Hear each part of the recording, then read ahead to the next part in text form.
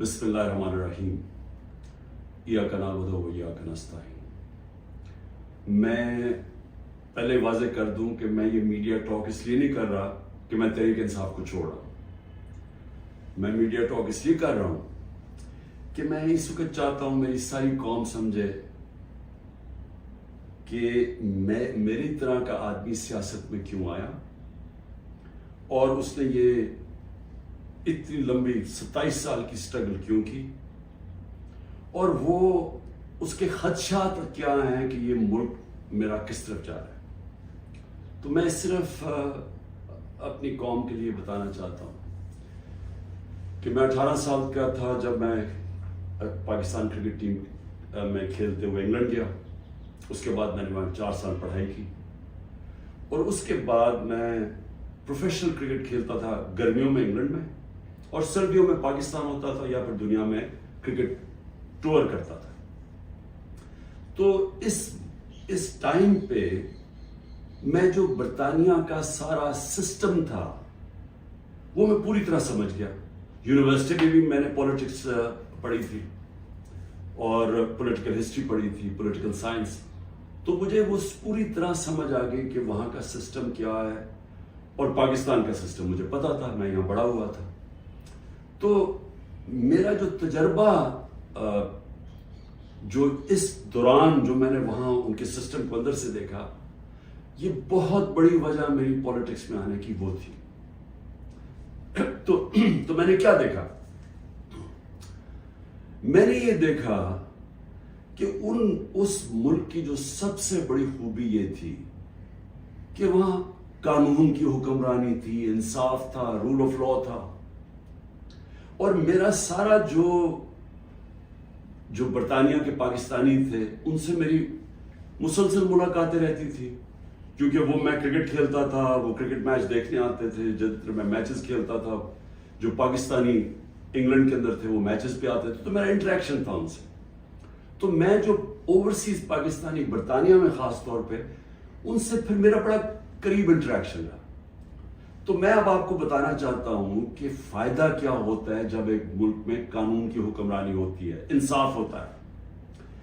وہ شروع ان کی کہانیاں یہ تھیں کہ وہ مزدوری کرنے جاتے تھے، کیونکہ برطانیہ میں مزدوروں کی کمی تھی، تو انہوں نے زیادہ مزدور دنیا میں سے اور ملکوں سے بھی بلائے، جس میں سے پاکستانی بھی گئے، مزدوری شروع کرتے تھے، کیونکہ وہ ایک ایسا ملک جدھر انصاف کا نظام تھا، لیول پلینگ فیلڈ تھی، ان کو وہ پیسہ کماتے تھے، وہ پھر اس پیسے سے چھوٹی سی دکان کھول لیتے تھے، وہ کرتے کرتے وہ معاشرہ ان کو موقع دیتا تھا اوپر آنے کا۔ اور وہ کیوں دیتا تھا؟ کیونکہ جب ایک معاشرے کے اندر انصاف ہوتا ہے وہ آپ کے حقوق کی حفاظت کرتا ہے۔ مطلب یہ ہوتا ہے کہ اگر آپ اپنے ٹیکس دیں، آپ قانون کے بیچ میں رہیں، وہ ملک آپ کو آزاد کر دیتا ہے، آپ جو مرضی کریں، کوئی آپ کو پوچھتا نہیں ہے، کوئی رات کو پولیس نہیں آپ کے گھروں میں گھس جاتی، کوئی رشوت آپ سے نہیں مانگتا، کوئی آپ نے اپنا کام کروانا ہے، پاسپورٹ بنوانا ہے، آئی ڈی کارڈ بنوانا ہے، آپ کو کوئی پیسے نہیں دینے پڑتے آفیسز میں جس طرح رولتے ہیں بیچارے ہمارے لوگ۔ وہاں کوئی تھانے کچہری کی پالیٹکس نہیں ہے کہ بیچارہ غریب آدمی کبھی تھانے میں رول رہا ہے، کبھی کچہریوں میں رول رہا ہے، کبھی پٹواری سے رول رہا ہے، زمینوں پہ قبضے ہو رہے ہیں، اور سارا وقت ان بیچاروں کو سفارشیں چاہیے تھی۔ اس ملک کے اندر سب سے زیادہ جو پولیٹکس میں جو ہمارے ایم این ایز اور ایم پیز ہو، ان کا سب سے زیادہ کام کیا ہوتا ہے؟ لوگوں کی سفارش جا کے گورنمنٹ آفیسز میں جائے۔ وہاں کیوں نہیں ہوتا؟ کیونکہ وہاں انصاف ہے۔ یہ سمجھنا ہے پاکستانیوں آپ نے، انصاف انسانوں کو آزاد کرتا ہے حقوق دے کے، انصاف آپ کو طاقتور سے تحفظ دیتا ہے۔ کوئی بھی آفیشل بیٹھا ہو سرکاری آفس میں، اس کی مجال نہیں آپ کو ذلیل کرنے کی وہاں، کیونکہ وہاں انصاف کا نظام ہے، وہ عدالت میں جا سکتا ہے۔ کوئی اس کی مجال نہیں رشوت مانگنے کی، کیونکہ وہ اس کو عدالت میں جا کے کہہ سکتا ہے اس نے مجھ سے رشوت مانگی۔ کمزور کو طاقتور سے انصاف تحفظ دیتا ہے، اس طرح لوگ آزاد ہوتے ہیں۔ تو وہی پاکستانیوں کو میں نے آہستہ آہستہ دیکھا اوپر آتے ہوئے، ان کے بچے گورنمنٹ اسکولوں میں گئے، مفت پڑھے، ان کے بچوں کو اعلیٰ تعلیم ملی، ان کو میں نے دیکھا وہ اور آگے پڑھے، وہ ڈاکٹرز بنے، مزدوروں کے بچے۔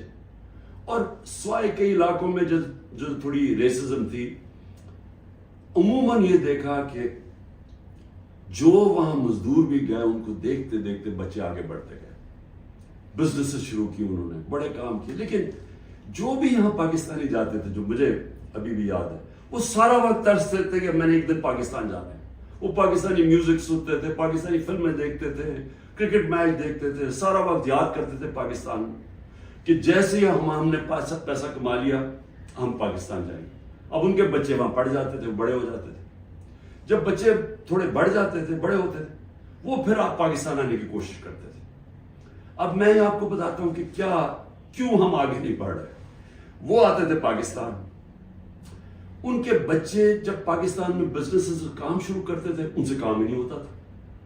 وہ عادی تھے کہ وہ سسٹم میں جائیں، وہاں سسٹم کام کرتا ہے، کام ہو، وہاں آپ کا جائز کام ہو، آپ کو کوئی پیسے نہیں دینے پڑتے، آپ کو فوری کام ہو جاتا ہے، کوئی رکاوٹیں نہیں ہیں. آپ بزنس کھولنا چاہیں، آپ محنت کریں، آپ وہ بزنس کامیاب ہو سکتی ہے. نفع نقصان ہوتا ہے لیکن کوئی رشوت نہیں مانگتا، کوئی آپ سے آ کے انسپیکٹر نہیں آتا، کوئی یعنی سرکاری آفیشل آپ کو تنگ نہیں کر سکتے. یہاں کی ان کو مشکل پڑ گئی. وہ تھوڑی دیر آتے تھے، کوشش کرتے تھے، تھوڑی دیر کے بعد ملک سے باہر واپس رہ ہی نہیں سکتے تھے. کرپٹ نظام میں ایک وہ نظام جدھر انصاف نہیں ہے، وہ نہیں گزارا کر سکتے تھے. وہ بیچارے ماں باپ واپس چلے جاتے تھے انگلینڈ. کئیوں کو میں جانتا ہوں، انہوں نے پیسہ اکٹھا کیا، محنت کی، 15-20 سال سرمایہ کاری، اتنا سرمایہ اکٹھا کر کے پاکستان آ کے بزنس کھولی. وہ اس نظام میں ان کی بزنس نہیں چلتی تھی، یہاں رشوتیں دینی پڑتی تھی، یہاں ہر سسٹم یعنی سسٹم میرٹ کو اجازت نہیں دیتا آگے بڑھنے کے لیے کیونکہ انصاف نہیں ہے. اور وہ یہاں تباہ ہو کے، میں نے دیکھا لوگ یہاں فراڈ ہوئے، ان سے ہر جگہ زمینوں پہ قبضے ہوئے، ان کے گھروں پہ قبضے ہوئے. جب وہ واپس آتے تھے پیچھے قبضہ ہو جاتا تھا. تو ہوتا کیا تھا، وہ سارے پھر واپس چلے جاتے تھے. اور آخر میں یہ ان کو پتا چلا کہ پاکستان میں ہم بزنس نہیں کر سکتے. اب 1 کروڑ پاکستانی ہے. اب یہ ذرا آپ نے سننا ہے، 1 کروڑ پاکستانی باہر بیٹھا ہے. صرف برطانیہ امریکہ میں جو 16,000 پاکستانی امریکن ڈاکٹرز ہیں، 16,000، ان کی نیٹ ورتھ، جو ان کی ٹوٹل ان کی جو دولت ہے 16,000، 200 ارب ڈالر ہے. 200 ارب ڈالر ان کی نیٹ ورتھ ہے. جو 10 پاکستانی سب سے امیر ہیں اس وقت امریکہ میں، پاکستانی امریکنز، 25 ارب ان کی نیٹ ورتھ ہے ڈالرز.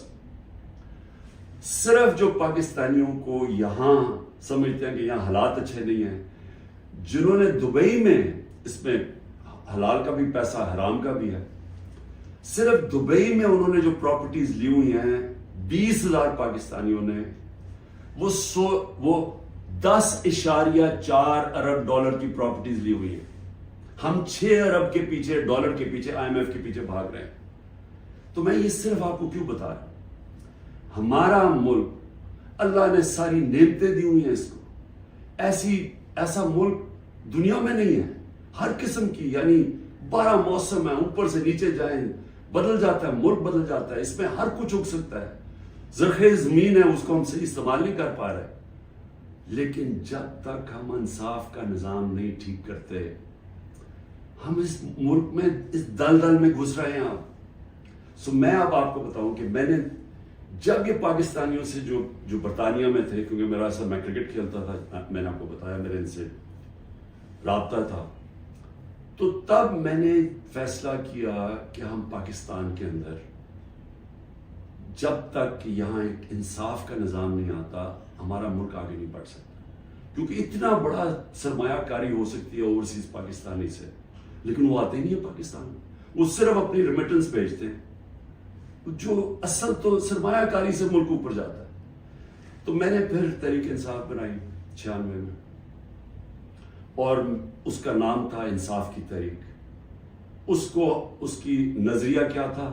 اسلامی فلاحی ریاست. وہ نظریہ کدھر سے لیا؟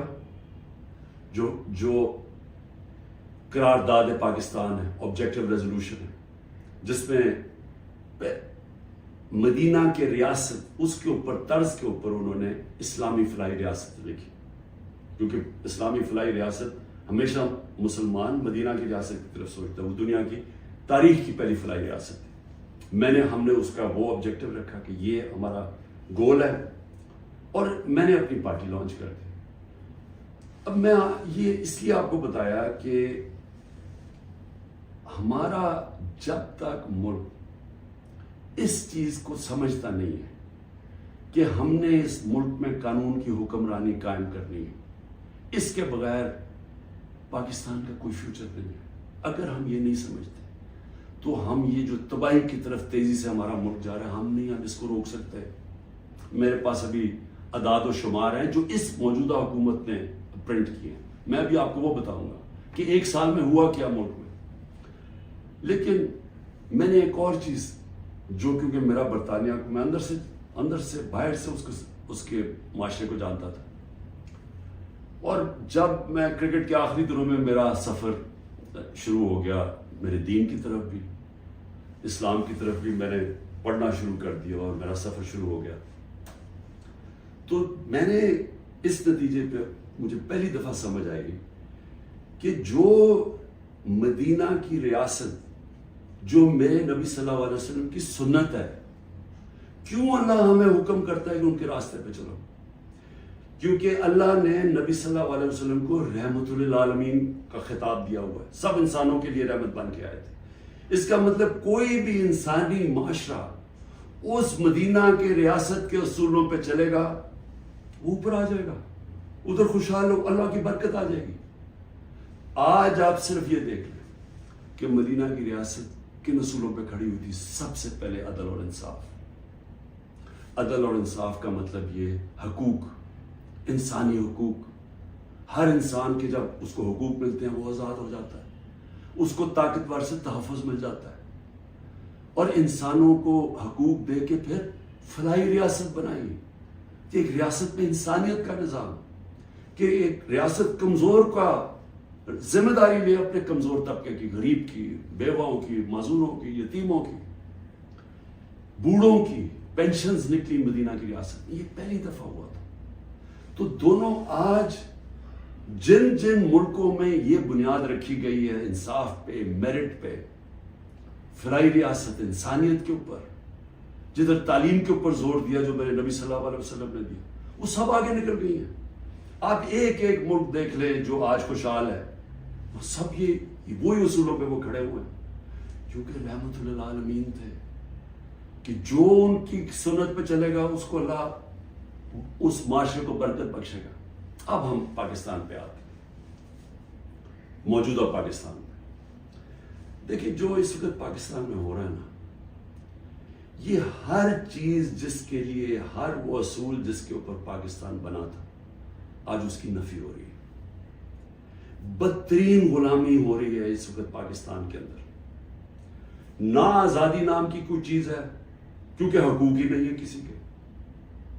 رات کو پولیس گھستی ہے کسی کے گھر میں، سارا گھر توڑ دیتی ہے، اگر وہ جس کو، اور اس کا صرف قصور ہے کہ وہ تحریک انصاف کا، وہ تحریک انصاف کا نہیں ملتا، اس کی بہنوں کو، ان کو تنگ کرتے ہیں، بہنوئیوں کو، رشتہ داروں کو، ان کو تنگ کرتے ہیں، ان کو پکڑ کے لے جاتے ہیں، عورتوں کو پکڑ کے لے جاتے ہیں۔ یہ تو ہم سنتے تھے کہ ہٹلر کی جرمنی کے اندر ایسے ہوتا تھا، میں نے تو اس طرح کی چیزیں سنی نہیں کبھی، کہ جس طرح میرے گھر پہ اٹیک ہو، میں اپنا صرف بتا رہا ہوں، بیوی اکیلی بیٹھی ہے، 40 پولیس والے گھس گئے، سارا توڑ پھوڑ کے لوٹ کے چلے گئے گھر، نوکروں کو مارا، جو بچا ہنسام آئے ان کو اٹھا کے لے گئے اور مارا یا بری طرح۔ کس قانون کے تحت؟ تو یہاں تو مکمل طور پہ جنگل کا قانون نافذ ہو گیا، یہاں تو بنیادی حقوق ہی ختم ہو گئے ہیں۔ آج آئین کچھ کہتا ہے، کہاں آئین اجازت دیتا ہے کہ ایک ہوتا ہے کور کمانڈر کا گھر جلایا جاتا ہے۔ مجھے پہلی دفعہ پتا چلتا ہے جب میں 4 دن کے بعد نکلتا ہوں، مجھے چیف جسٹس صاحب سپریم کورٹ کے کہتے ہیں، ادھر ہی میں مذمت کرتا ہوں۔ کون نہیں مذمت کرے گا؟ اب جس کو پکڑتے ہیں وہ آ کے بیٹھتے ہیں، جی میں پی ٹی آئی چھوڑو، میں جی فوج کے ساتھ ہوں اور میں بڑی مذمت کرتا ہوں 9 مئی کو، تو کون نہیں کرتا؟ ہم نے کبھی کہا کہ ہم نے مذمت نہیں کی؟ کوئی چاہے گا اپنے ملک کے آپ اپنی فوج کے خلاف کوئی کاروائی کریں یا اپنی فوج کو بدنام کوئی چاہے گا، کیونکہ جب آپ کی فوج کمزور ہوتی ہے ملک کمزور ہو جاتا ہے. لیکن یہاں تو ایک عجیب ہی ماحول بنا دیا گیا ہے. وہ کور کمانڈر کا انویسٹیگیٹ کیے بغیر، یہ پتہ ہی نہیں ابھی تک کہ کس نے کیا کیا، اس کے انویسٹیگیٹ کیے بغیر پورا پاکستان میں تحریک انصاف کے اوپر کریک ڈاؤن ہو گیا. اچھا جی کتنی جگہ چلی تھی مجھے تو یہ بھی نہیں پتا، کور کمانڈر کا تو ہمیں پتا ہے، اور گاڑیاں کو ہمیں خود، ہمارے پاس تصویریں ہیں کہ پولیس خود گاڑیاں چلا رہی ہے کہ ہمارے سامنے. وہ ریڈیو پاکستان پشاور کیسے جل گیا؟ وہ مظاہرہ تو کہیں اور ہو رہا تھا، وہ ایک دم وہ جل گیا. کوئی تحقیقات کیے بغیر اس کا بہانہ لے کے، جس طرح ہٹلر نے اپنے مخالفین کمیونسٹ کو ختم کیا تھا 1933 میں جرمنی میں، جس طرح سہارتو نے انڈونیشیا کے کمیونسٹ کو ختم کیا تھا کہ جنہوں نے ہمارے کوئی آرمی آفیسرز کو قتل کیا، ان کو ساروں کے اوپر حلہ دیا، دھاوا بول دیا، جو آج ہوا ہے. تحریک انصاف جدھر ملتی ہے، بھئی کراچی والوں کا کیا کور کمانڈر سے تھا، باقی پاکستان میں تھا. چلے لاہور میں ہم مانا سے ہو گیا، وہ اس پہ بھی تحقیقات کے بغیر اچھا چلیے آپ کو بڑا غصہ ہے تو باقی جگہ کیوں پکڑ رہے ہیں؟ ساری جگہ کوئی تحریک انصاف کا سپورٹر ہو، رشتہ دار ہو، جانا ہو، کوئی کسی نے ٹویٹ کی ہو، ان کو پکڑ کے جیلوں میں ڈال رہے ہیں. 10,000 لوگوں کو پکڑ کے جیل میں ڈال دیا. اور اب یہ جبری طلاقیں ہو رہی ہیں. وہ آتے ہیں بیٹھتے ہیں، جی میں دیکھیں جی میں نے تو بڑا فوج کے ساتھ ہوں، میں تو بڑا یہ 9 مئی جو ہوا بہت برا ہوا اور میں تو تحریک انصاف چھوڑا. تو یہ اس سے سمجھا جا رہا ہے کہ یہ پارٹی کمزور ہوئی ہے، عمران خان اکیلا رہ گیا. لیکن میں سارے جو آج آپ بیٹھے ہیں نا، جو فیصلے کر رہے ہیں اس ملک، میری بڑی غور سے بات سنیں. میں یہ جو آپ کے سامنے آیا ہوں، یہ کبھی جب میں کوشش کرتا ہوں کہ ڈائلاگ کی بات کرو، ہمارے سے کوئی بات چیت تو کر لے، ہم یہ بات کر کے مسئلے حل کر دیں. جس دن میں یہ کرتا ہوں اگلے دن اور سختی شروع ہو جاتی ہے، 2-3 اور FIR کاٹ دیتے ہیں، گھر میں آ جاتی ہے پولیس. کیونکہ سمجھتے یعنی کوئی ایک عجیب ذہن بیٹھے ہوئے، وہ سمجھتے ہیں کہ جو ڈائلاگ کرنا جا رہا ہو وہ اب اس کے گھٹنے کانپنے شروع ہو گئے ہیں، تو اس لیے آ کے اس کے اوپر تھوڑی اور سختی کرو تو بالکل بیٹھ جائے گا. دیکھیں یہ تو ہونے نہیں لگا. میں پھر سے آپ کو کہہ دوں کہ جب تک میرے میں سانس ہے، میں اس ملک کی حقیقی آزادی کے لیے تب تک پوری جدوجہد کرتا رہوں گا جب تک میں زندہ ہوں. لیکن مجھے اس وقت پاکستان کا خطرہ ہے، مجھے اپنی ملک کی فکر پڑ گئی ہے. اور جو لوگ مل کے یہ سب کچھ کر رہے ہیں، ان کو ملک کی فکر کیوں نہیں ہے؟ کیوں آج ہم مجھے یہ نہیں؟ 308 روپے کا ہو گیا ڈالر اوپن مارکیٹ میں. جب ڈالر 308 روپے کا اوپن مارکیٹ میں ہو جائے تو خطرے کی گھنٹیاں بج جانی چاہیے کہ اب جا رہا ہے پاکستان اس جس کو ہائپر انفلیشن کہتے ہیں، یہ اس مہنگائی کی طرف جا رہا ہے. سارا بزنس ٹھپ، انڈسٹری ٹھپ. ابھی میں آپ کو اس حکومت کے اعداد و شمار بتاؤں گا. تو ان کو کیوں نہیں فکر، یہ PDM والوں کو؟ ان کے پیسے باہر پڑے ہیں، ان کا اربوں ڈالر اس ملک سے باہر پڑا ہے. ان کو کوئی فرق نہیں پڑا کہ اس ملک کے اندر لوگوں کی $130 کم ہو. 130 روپیہ گرا ہے ڈالر کے مقابلے میں صرف جب سے ہم گئے. تو ان کو نہیں فکر پڑ رہی. وہاں لندن میں بیٹھ کے عاشیاں، بڑے بڑی گاڑیاں، بڑے بڑے ریسٹورنٹس میں بیٹھے ہوئے ہیں، شاپنگ ہو رہی ہے ہیرڈز میں، کیونکہ ڈالرز میں یا چوری کر کے پیسہ وہاں لے گئے. فکر ہر اس پاکستانی کو ہونی چاہیے جس کا جینا مرنا پاکستان میں ہے. میرے عمران خان کو جی ECL پہ ڈال دیا. شکر کو میں تو آپ کا شکریہ ادا کرتا ہوں. میں تو جانا ہی نہیں چاہتا ملک سے باہر، کیونکہ میں نے کوئی باہر میرے پیسے بینک اکاؤنٹس کچھ نہیں پڑے ہوئے. مجھے تو یہ ملک سے پیار ہے. تو اس لیے ECL ان کو فرق پڑتا ہے جنہوں نے جائیداد ڈالرز میں رکھی ہوئی ہیں باہر، اور ان کو کوئی فرق نہیں پڑا کہ ملک تباہی کی طرف جا رہے ہیں. ذرا آپ یہ صرف دیکھ لیں کہ جب ایک آدمی نے بند کمرے میں فیصلہ کیا کہ جناب عمران خان بہت ملک کے لیے تباہی کر رہا ہے اور میں اس کو بدل رہا ہے، اور اس نے جب گورنمنٹ گرائی، تو ذرا صرف میں اب آپ کو اس حکومت کی اعداد و شمار ہمارے پاس جو فورن ایکسچینج ریزروز تھے، یاد رکھیں روپیہ مضبوط رہتا ہے جب آپ کے ریزروز اوپر ہو، 16.2 ارب ڈالر، آج وہ ہیں 4.5 ارب ڈالر، منفی 72% ہمارا فورن ایکسچینج گرا، ایکسپورٹس 13% گری ہے، ریمیٹنسز جو باہر سے پاکستانی ڈالر بھیجتے تھے وہ 13% گرے۔ یاد رکھیں یہ ہر سال ہمارے بڑھتے جا رہے تھے، ہر سال پچھلے سال سے زیادہ ہوتی تھی ہماری ایکسپورٹس بھی، ریمیٹنسز بھی، ڈالر زیادہ آ رہا تھا۔ اب جب سے یہ آئے ہیں 13% دونوں نیچے چلی گئی ہے بجائے اوپر جانے کے۔ اس کا مطلب ڈالر کم آ رہے ہیں پاکستان میں، قرضے بڑھتے جا رہے ہیں، ڈالر کم آ رہے ہیں اور ہم نے قسطیں بھی دے دی۔ ٹیکسٹائل ایکسپورٹ جو ہماری سب سے بڑی ایکسپورٹ ہے، منفی 14% گر چکی ہے۔ انٹرسٹ ریٹ، اب بزنس کام کون کرے گا؟ ہم جب تھے 9.8 تھا، آج 21% ہے ہمارا سود۔ ہمارا جو ایکسچینج ریٹ ہے آفیشل 180 کر لیں، ہمارا تھا جب ہم گئے 180 روپے ڈالر تھا، آج 287 روپے ڈالر آفیشل ریٹ ہے اور 308 پہ پہنچ گیا ہے اوپن مارکیٹ میں۔ مہنگائی کے اوپر بڑا شور مچا تھا، 12.7% تھی ہماری کنزیومر پرائس انڈیکس۔ مہنگائی کی دو ہوتی ہیں قسمیں، ایک جس کو کہتے ہیں کنزیومر پرائس انڈیکس جو CPI ہوتی ہے، وہ 12.7 تھی، آج 36.4% ہے، پاکستان کی تاریخ کی سب سے بڑی مہنگائی۔ لیکن اس سے زیادہ خطرناک جو سینسٹیو پرائس انڈیکس ہے وہ 14.2 ہمارے دور میں تھی، آج وہ پاکستان میں 42.1% ہے۔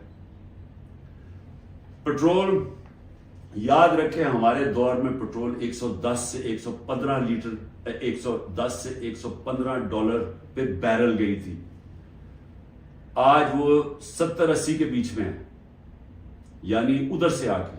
ہمارے دور میں 150 روپے لیٹر پیٹرول تھا، 145 روپے لیٹر ڈیزل تھا، آج ڈیزل پہنچ گیا 260 روپے اور پیٹرول پہنچ گیا 270 روپے۔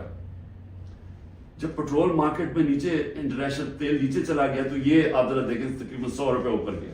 آٹا جو ہر آدمی کو افیکٹ کرتا ہے، ہمارے دور میں 55 روپے تھا کے جی، آج وہ پہنچ گیا 136 روپے کے جی، 130% کا اضافہ ہوا اس میں، اور یہ عام آدمی کو سب سے زیادہ تکلیف دے رہی ہے۔ چاول 103 روپے کے جی تھا، آج 202 روپے کے جی ہے، 95% ہمارا چاول کی قیمت بڑھی ہے، یہ بھی عام آدمی کا۔ گھی، انٹرنیشنل مارکیٹ میں جو پام آئل ہم امپورٹ کرتے ہیں وہ آدھا ہو گیا ہے، آج ہمارے دور میں 468 روپے کے جی تھا، آج 603 روپے کے جی ہے، جبکہ آدھا ہو گیا انٹرنیشنل مارکیٹ میں۔ اور دودھ 170 روپے لیٹر تھا، آج 170 روپے لیٹر۔ میں اور بھی آپ کو بتا دوں کہ جس سے آپ کی دولت میں اضافہ ہوتا ہے، ہماری جو گروتھ ریٹ تھی، یعنی جس ریٹ پہ ہماری دولت میں اضافہ ہو رہا تھا، جس کو GDP کہتے ہیں، GDP میں اضافہ، وہ 6.1% تھی، آج وہ چلی گئی ہے منفی 0.2%، 0.2% پہ چلی گئی۔ انڈسٹریز، ہماری اوور آل انڈسٹری 6.8% پہ بڑھ رہی تھی، آج وہ -2.9% پہ چلی گئی۔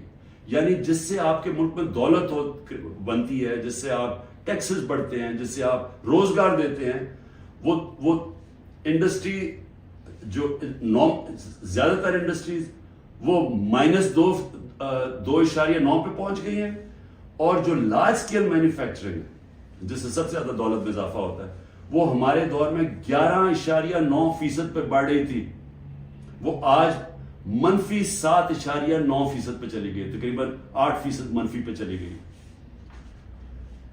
جو کنسٹرکشن ہے جس سے سب سے زیادہ نوکریاں ملتی ہیں، وہ 1.9% پہ بڑھ رہا تھا ہمارے دور پہ، آج وہ -5.5% پہ چلی گئی۔ اور پھر کاٹن، کیونکہ ہمارا سب سے زیادہ جو کپڑا بناتے ہیں ہم، اس سے ہمارا اضافہ بھی ہوتا ہے، نوکریاں بھی ملتی ہیں، ایکسپورٹس بھی بڑھتی ہیں، وہ 9.2% پہ بڑھ رہی تھی، آج وہ -23% پہ پہنچ گئی ہے، یعنی کہ بند ہو رہی ہے انڈسٹری. میں یہ آپ کو یہ صرف فگر اس لیے دے رہا ہوں، اور جو بھی ہمارے اس ملک میں فیصلے کر رہے ہیں میں اس لیے آپ کو کہہ رہا ہوں کہ یہ ملک تباہی کی طرف جا رہا ہے. ان کے پاس کوئی روڈ میپ نہیں ہے. جتنا ٹائم دے رہے ہیں یہ ملک نیچے جاتا جا رہا ہے. جن لوگوں کے پاس ڈالرز میں باہر پیسے نہیں رکھے ہوئے ان سب کے لیے تباہی آئی ہوئی ہے. سارا تنخواہ دار طبقہ آج تکلیف میں ہے. جس کے پاس سیلریز ہیں ان کا اگر 100 روپیہ سال پہلے اگر 100 روپیہ چیزیں خریدتا تھا وہ 50 روپے رہ گئے. تو یہ تو ایک عذاب آنے والا ہے. اور ابھی یہ جو روپیہ گر رہا ہے کیونکہ ان کے پاس جب آپ کیسے آپ نے قرضے دینے آپ اگلے مہینے قرضوں کی قسطیں دینی ہے. جب آپ کی دولت میں اضافہ نہیں ہو رہا، جب ڈالرز ہی نہیں بڑھ رہا ہے، جب آپ کی انڈسٹری بند ہو رہی ہے، جب آج کسانوں کے پاس وہ پیسہ ہی نہیں رہا کیونکہ وہ اتنی مہنگائی ہو گئی ہے کہ اس کے پاس پیسہ نہیں بچتا اپنی زمین پہ لگانے کے لیے، تو وہ اس کی ظاہر ہے اس کی پیداوار گرنی شروع ہو جائے گی. تو ہم نے کدھر سے قرضے واپس کرنے؟ ہم آج پاکستان میں ہمیں یہ سمجھنا چاہیے کہ ہم اگر اس وقت اس کو ہم ٹھیک نہیں کرتے یہ سب کے ہاتھ سے نکلنے والی ہے. دیکھیں معاشرہ کنٹرول سے باہر بھی نکل جاتا ہے. سری لنکا میں اس سے کم حالات تھے جبکہ لوگ سڑکوں کے اوپر آ گئے. ابھی تک لوگ سڑکوں پہ کیوں نہیں آ رہے؟ کیونکہ انہوں نے الیکشن پہ کی امید لگائی ہوئی ہے کہ ہم جو ہمارے سے ہوا ہے وہ اندر گھروں میں بیٹھ کے تپے ہوئے ہیں کہ جب الیکشن آئے گا تو ہم ان کو سبق سکھائیں گے. تو یہاں تو الیکشن کروانے کا کوئی پلان ہی نہیں ہے. یہاں تو الیکشن کا تب پلان ہے جب عمران خان کو کرش کیا جائے گا، اور وہ کرش کیا جا رہا ہے. یعنی یہ جو ہمارے اوپر جس طرح کا جبر ہو رہا ہے اور جس طرح کا یہ ظلم ہو رہا ہے تو یہ تو کبھی ہوا ہی نہیں ہے پاکستان میں کسی پارٹی سے. اور یہ اس کے پیچھے یہ سوچ ہے کہ جب یہ کرش ہو جائے گی پارٹی تب ہم الیکشن کروا دیں گے. دیکھیں کیونکہ میں بڑا ہوں، میں نے ایسٹ پاکستان مجھے یاد ہے.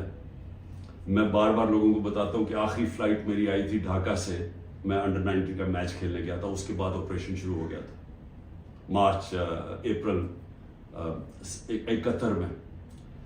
دیکھیں ہوا کیا تھا اس پاکستان میں، اس پھر سے یاد رکھیں، تاریخ سے سیکھنا چاہیے. ذوالفقار علی بھٹو نے 81 سیٹیں جیتی پاکستان میں 138 میں سے، اور کہا تھا ذوالفقار علی بھٹو کا انقلاب آ گیا تھا، اور واقعی انقلاب تھا، روٹی کپڑا مکان کا انقلاب آیا تھا. لیکن 138 میں سے ذوالفقار علی بھٹو نے 81 سیٹیں جیتی. اور اس نے جو نعرہ تھا کہ میں پہلی دفعہ عوام کا نام لیا. پہلے تو عوام کا نام ہمیں پتہ نہیں عوام کیا ہوتی ہے، کیونکہ پہلے تو اور قسم کی سیاست تھی. تو اس نے ایک ذہنوں میں انقلاب لے کے پہلی دفعہ عوام کی بات کی. لیکن مجیب الرحمان 162 سیٹیں تھی ایسٹ پاکستان میں، اس نے 160 جیتی، صرف 2 سیٹیں ہاری اس نے. تو وہ کیا کہہ رہا تھا؟ وہ انصاف کہہ رہا تھا کہ ہمارے سے انصاف نہیں ہو رہا، ہمارے حقوق نہیں مل رہے، ایسٹ پاکستان کو کالونی کی طرح رکھا جا رہا ہے، ہمیں سیکنڈ کلاس شہریوں کی طرح رکھا جا رہا ہے. اور وہ انصاف مانگ رہا تھا، حقوق مانگ رہا تھا، وہ آزادی نہیں مانگ رہا تھا. جب ہم نے آپریشن شروع کیا تو وہ پھر حقوق سے آزادی کی طرف چلا گیا. وہ بات کرنے کے لیے بھی تیار تھا. اور مجھے ابھی بھی یاد ہے جب ہمارا ملک ٹوٹا تھا، میں انگلینڈ میں تھا، پڑھ رہا تھا تو جو دھچکا ہم سب کو لگا تھا، یعنی ہم ہل کے رہ گئے تھے. پھر لوگوں نے اپنے دل بلائے، نہیں جی اس پاکستان تو بڑا غریب ملک تھا، ہمارے اوپر بوجھ تھا، وہاں سائیکلون آتا تھا تو ہمیں ان کو پیسے دینے پڑتے تھے، اس طرح کی باتیں کی. آج بنگلہ دیش ہمارے سے آگے نکل گیا ہے. اور میں آج آپ کو یہ بتا دوں کہ یہ جو ایسٹ پاکستان سے سبق سیکھنا ہے وہ یہ کہ جب ایک قوم آزادی کا فیصلہ کر لے اور اپنے حقوق کے لیے، حقوق کا ہوتا کیا ہے؟ آپ کو انصاف ملتا ہے، انصاف آپ کو حقوق دیتے ہیں، حقوق آپ کو طاقتور سے کمزور کی تحفظ دیتا ہے. جب تحفظ ملتا ہے وہ آزاد ہو جاتا ہے، اس کو لیول پلینگ فیلڈ مل جاتی ہے، اس ملک میں خوشحالی آ جاتی ہے، کیونکہ وہ پھر زیادہ تر بڑی بزنسز تو نہیں ہیں پاکستان میں، جو میں بتا رہا ہوں اوورسیز پاکستانی کیوں نہیں آتا، وہ زیادہ تر چھوٹی بزنسز ہیں. چھوٹی بزنس پاکستان میں چل نہیں سکتی کیونکہ ان کے پاس اتنی طاقت نہیں ہوتی رشوت دینے کی، ان کے پاس اتنا ٹائم نہیں ہوتا کہ وہ آفیسز کے چکر لگائیں، وہاں ان کو وہ ڈیلے صرف اس لیے کریں جب تک آپ رشوت نہیں دیتے، تو وہ چلے جاتے ہیں واپس. تو چھوٹی بزنس جو اسمال اور میڈیم صنعت ہوتی ہے وہ ایک ریڑھ کی ہڈی ہوتی ہے ملک کی. اصل تو روزگار وہ دیتا ہے. ساری دنیا میں اسمال اور میڈیم انڈسٹری دیتی ہے، یہاں وہ چل نہیں دیتے کیونکہ یہاں ایک سسٹم بڑا کرپٹ ہے، کیونکہ یہاں انصاف نہیں ہے. تو جو میں آج آپ کو کہنے کی کوشش کر رہا ہوں کہ انصاف جب ایک لوگوں کے دلوں میں چلا جاتا ہے کہ ہمیں انصاف چاہیے، ہمیں حقوق چاہیے، ہمیں آزادی چاہیے، پھر آپ ان کے اوپر جو مرضی کریں، ملٹری آپریشن بھی، وہ پھر بیج دل سے نہیں نکلتا. کیونکہ جو اللہ نے ہمارے اندر یہ پیدا کیا ہوا ہے آزادی کا، یہ جو آزادی کا بیج ہے، یہ انصاف اور آزادی ساتھ ساتھ جاتے ہیں، یہ اندر ہے ہمارے. اور اس نے جب لا الہ الا اللہ کہتا ہے، ہم اسے وعدہ کرتے ہیں، وہ ہمیں آزاد کرنا چاہتا ہے اللہ، کیونکہ صرف آزاد لوگ اوپر جا سکتے ہیں. تو جب لوگوں کا دل میں آزادی کا جذبہ آ جاتا ہے، وہ پھر یہ جبری طلاقوں سے، یہ پکڑ دکڑ کر کے، یہ مار پیٹ کے، یہ خوف کر کے، اس سے یہ جاتا نہیں ہے. پھر یہ نفرتیں بڑھ جاتی ہیں، یہ اور زیادہ غصہ بڑھ جاتا ہے، یہ کہیں جانے نہیں لگا. یہ جو مرضی آپ کریں کہ ہر روز بیٹھ کے جی مجھے تو فوج سے بڑا پیار ہے اور 9 مئی کو بڑا برا کیا گیا، میں چھوڑا پارٹی. تو کیا اس سے پارٹی، کیا لوگ بیوقوف ہیں؟ کیا لوگوں کو نہیں سمجھ آ رہی کیا ہو رہا ہے؟ تو میں آخر میں یہ کہنا چاہتا ہوں، دیکھیں یہ پاکستان کی اس پہ جنگ ہے، یہ تحریک انصاف کو ختم کرتے کرتے پاکستان کو تباہ نہ کریں. یہ اگر اس وقت ہم نے سٹیپس نہ لیے، قدم نہ اٹھایا، یہ ادھر چلا جائے گا، کوئی بھی نہیں کچھ کر سکے گا. سارا تنخواہ دار طبقہ تھوڑی دیر میں کھڑا ہو جائے گا. جب ان کے گھر میں چولہے نہیں ڈلیں گے، جب ان کی دیکھتے جائیں گے کہ ان کے پیسے کو خریدار کم ہوتی جا رہی ہے، جب وہاں عورتیں ہیں، ان کو پتا ہے کہ جو کچن چلاتی ہیں کہ کیا ہو رہا ہے آج ان کے ساتھ. وہ میں نے آپ کو بتایا سینسٹیو پرائس انڈیکس جو کہ کھانے پینے کی چیزوں کا ہے، وہ 42% پہ ہے. تو جب یہ حالات ایسے ہو جائیں پھر ایک معاشرہ پھٹ جاتا ہے. تو میں اس لیے بات چیت کی بات کر رہا ہوں کہ یہ ٹائم ہے، یہ ملک ٹھیک تب ہوگا جب اس سارے ملک کے ادارے اکٹھے بیٹھے اور ملک کی سب سے بڑی ایک ہی جماعت جو فیڈرل پارٹی ہے پاکستان کی، وہ سب اکٹھے بیٹھے اور وہ بیٹھ کے اس مسئلے کا حل نکالیں. یہ ڈنڈے مار کے مسئلے کا حل نہیں ہونے لگا. یہ جو بھی کریں گے، میں تو بیٹھا ہوں کہ ہر روز میں انتظار کرتا ہوں کہ کس دن پکڑنے آئیں گے، میں تو تیار ہوں اس کے لیے. اس سے مسئلہ نہیں حل ہونے لگا. اس کی سلوشن اس میں ڈنڈے مارنے میں نہیں ہے اور ظلم کرنے میں. اگر یہ ہوتی تو اس پاکستان نہ علیحدہ ہوتا. اس کا مسئلہ اس ملک میں قانون کی حکمرانی قائم کرنا ہے، ادارے مضبوط کرنا ہے، سارے اداروں کو اپنے آئینی رول کے اندر فنکشن کرنا ہے، لوگوں کو آزاد کرنا ہے، ان کو حقوق دے کے. کبھی اس ملک میں نہیں ہونا چاہیے کہ لوگ گھروں میں بیٹھے اور رات عورتیں نہ پرواہ چادر نہ چادر والی لوگ آئے گھر توڑ کے چلے گئے اور کوئی پوچھنے والا نہیں ہے. اور انہیں پتا کیونکہ وہ طاقتور ہے، کوئی پوچھے گا نہیں. عدالتوں سے سارا خوف چلا گیا. عدالتیں جا کے فیصلہ کرتی ہیں عمران ریاض کو لے کے آؤ، وہ ابھی تک پتہ ہی نہیں ہے وہ کدھر چلا گیا. اور جس طرح کے تشدد کی میں نے کہانیاں سنی ہیں کہ جو باہر نکلتے ہیں، کئی لوگوں کو، سب کو نہیں کیا، کئیوں کو تو برے حالات میں رکھا ہے کہ اتنے چھوٹے سے دڑبوں کے اندر لوگوں کو بند کیا ہوا ہے، لیکن کئیوں پہ تشدد کیا. تو میں یہ سوال پوچھتا ہوں کہ ہماری جب عدلیہ کی بات، ان کی ورڈکٹ ہی مانے جائیں گے، عدلیہ کہتی ہے الیکشن کرواؤ آئین کے مطابق، وہ الیکشن ہی گورنمنٹ کرواتی، تو یہ ملک تو تباہ کی طرف چلا گیا نا، بنانا ریپبلک بن گیا. یہ ملک تو وہ جنگل کا قانون آ گیا آج پاکستان میں. تو میں اس کی آخر میں اپیل کرتا ہوں کہ بات چیت کرنی چاہیے فوری طور پہ. جو یہ کیا جا رہا ہے یہ کوئی حل نہیں ہے.